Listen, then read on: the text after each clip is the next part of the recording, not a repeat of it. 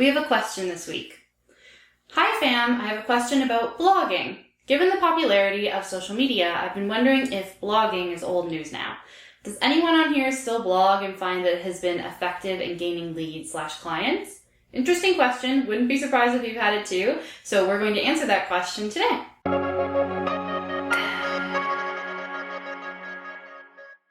Welcome back to my YouTube channel. My name is Emma Gibbons. I am a brand messaging strategist, copywriter, and copywriting coach for entrepreneurs like you who want to perhaps learn how to do it themselves. So today we're going to be talking about blogging. And if you're interested in topics like that, blogging, content marketing in general, copywriting itself, brand messaging, then please consider subscribing and hit the notification bell so that you never miss a video. Okay, so this is a really good question. It technically came from a group that I'm a part of, and this is someone who has been pretty consistent the last month or so with blogging, but has heard a lot of talk about, is blogging worth it? And more than anything, there is a key in the question itself. Has anyone found it effective at gaining leads or clients? So we're going to talk about the actual use of blogging and how to measure its success. So the answer starts with one simple key, which is that blogging is a type of content marketing.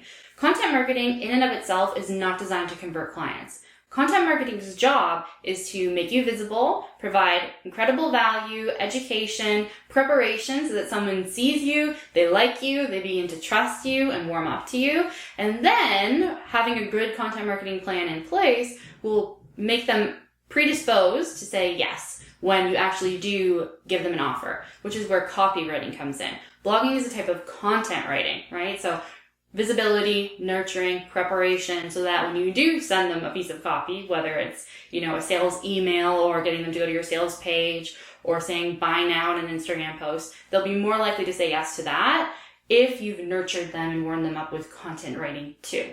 So if we can't measure the success of blogging by client conversions, how can we? How do we know that it's working for us and it's achieving all those content marketing goals of making sure someone is ready to say yes when it is time to sell them?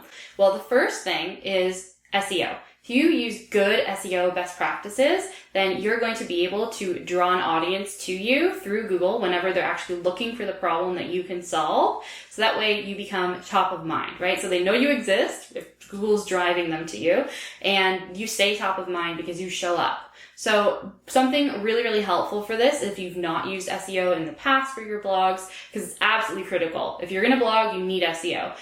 I would strongly recommend that you check out my other video about the 10-step DIY checklist or audit to see if you are adequately using SEO in your blog posts. So this is going to be a really helpful video and resource if you've never invested in SEO before, but also it's going to be a super helpful resource to make sure that you're actually doing it right. If you kind of have a sense of key phrases, but you don't actually know step by step what needs to be involved in the blog post itself, this is going to solve it for you. It even comes with a checklist, so that way you can check off every blog post. Okay, I've got it here. Okay, yes, it's in the alt text, etc. So go check that out. It's going to make all the difference in the world with blogging. That being said, SEO for blogging is a long-term game, and it's incredibly helpful, but you can't really decide if it's working for you or not after a couple weeks of doing it. At the minimum, and I mean minimum, you need 3 months. That's for all content marketing. We always give it a 3-month cycle or a quarterly cycle to actually start to see some of the results. But when it comes to SEO, you're really looking at somewhere between 6 to 12 months. So, let's say January 2022, you start blogging once a month or once a week consistently, you're going to actually see the vast majority of the results from that in January 2023. That's a really accurate time to see how it's working for you. And it will be working for you if you've done it right. If you've included good SEO best practices, you will see a massive uptick in the amount of people who see you, come to your website, and then therefore they can engage with you in other ways, right? They can get on your email list, they can go check out your services page, etc. So it's really powerful, and it's important that you go in with that mindset that it's going to take a longer time, but once you've got that going, it's going to stay with you forever, right? Somebody in 5 years from now, as long as your website's still up, can still find you from a blog post that you posted now if they're looking for a solution to their problem. So it's really powerful, but it is a longer term approach. So that's why you want this mix of content marketing, content writing, copywriting. You want it all happening at the same time. So the second purpose of blogging is that it shows a new visitor the value you provide so they become part of your community and they stay around.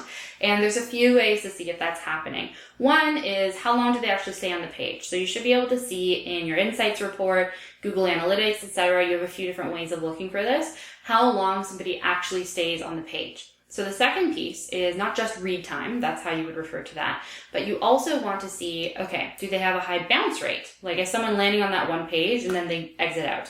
Or do they land on your page, hopefully have a high read time, and they stay on your website by clicking to another page? So if the bounce rate is low, it's a really good sign that you are providing a lot of value, you're integrating links so that people know what to go click on next, and they're actually engaged with you. That's a really good sign that it's working if you have a lower bounce rate. The next way you can tell if it's working is if not only do they click to another website page and stay around longer, but also if they're clicking to get your freebie.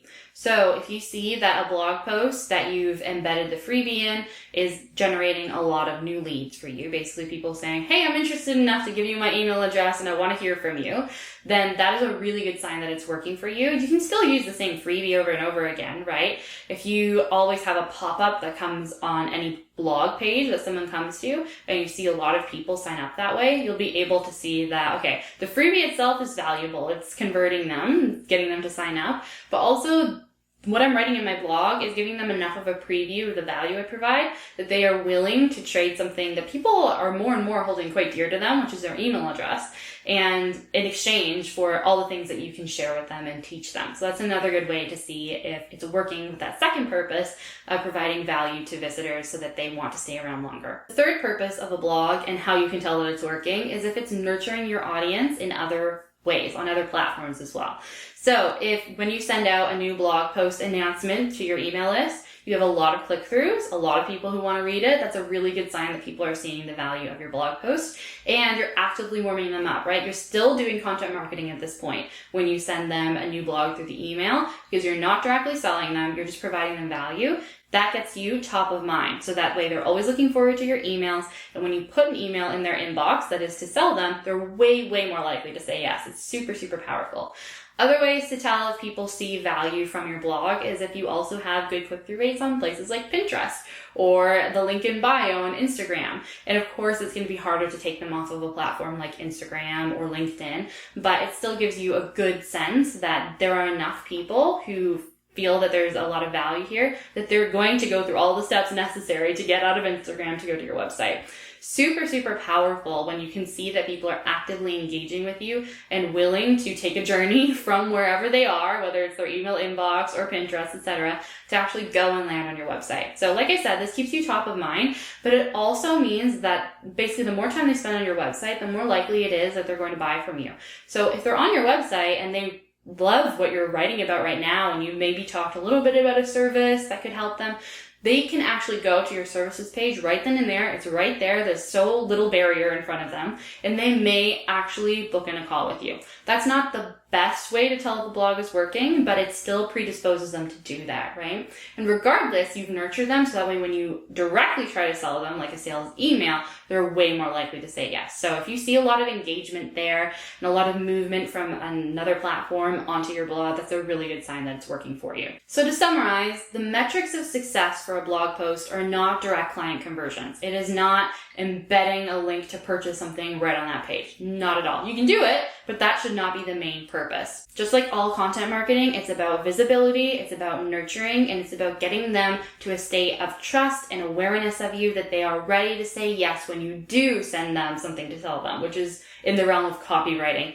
not content writing. And blogging 100% always is content writing. Content marketing strategies like blogging are meant to constantly run in the background while you also take direct efforts to try and sell. So this is really, really important to know as a new entrepreneur because I think there's a lot of misconception about what a blog is supposed to do. It's kind of like podcasting as well, right? Podcasting is another form of content marketing, but the first question or one of the first questions you often get is, how can I monetize this? And you totally can. But that is not the actual point of a podcast. Monetizing a blog is not the point of a blog as a business owner. And that is also the case when it comes to trying to get direct client conversions through the blog page. That is just not how that works. It's about content marketing. It's about building awareness, building trust, getting them to take another step with you, getting on your email list, engaging through that way. And then you can sell them once they've been in your sphere for a little while. And as a new entrepreneur, it's so easy to get disheartened when you don't see immediate results of this, because it's not immediate. That's why that's content marketing. It's meant to serve you for a lifetime of having this business, and it needs some time to ramp up. That's just the way it is. Big businesses, small businesses, that is how content marketing works, and it's critically important.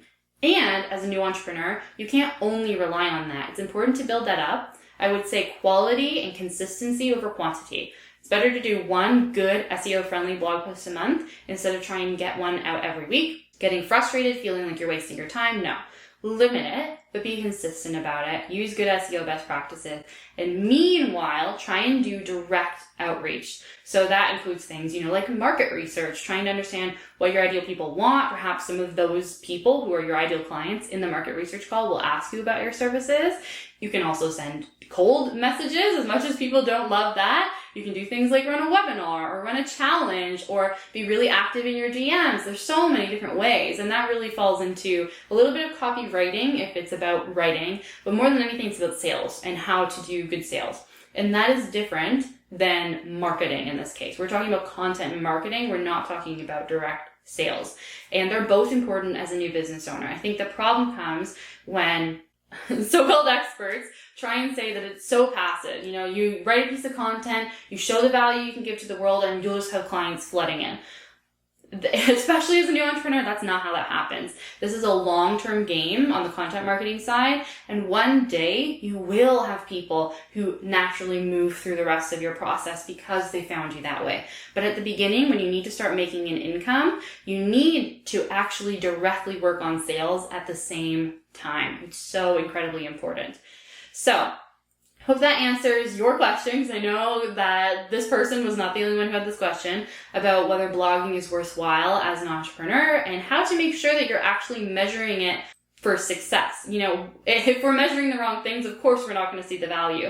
But when we understand the metrics that really matter, it's going to make all the difference in the world. So let me know if you have further questions about the value of blogging. If you need to know more about the difference between content marketing or content writing and copywriting, then I strongly recommend this video here, where I really break down the differences between the two, what falls into each category, and you can hang out a little bit longer and get to know more about our community and basically how to use copy and content to create a strong business.